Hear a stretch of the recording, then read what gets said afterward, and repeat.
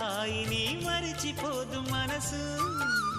ఒదిగి ఉండి నీ వాకిటిలో బదులు కోరి నే నిలుచున్నా. దారి తెలియని చీకటిలో వెలుగు చూసి కాదంటానా.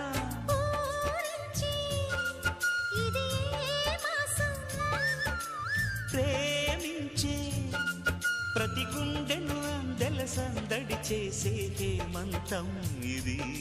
మన సొంతం అయినది. కిలకిల నవ్వే కోయిల కోసం వచ్చింది మధుమాసం.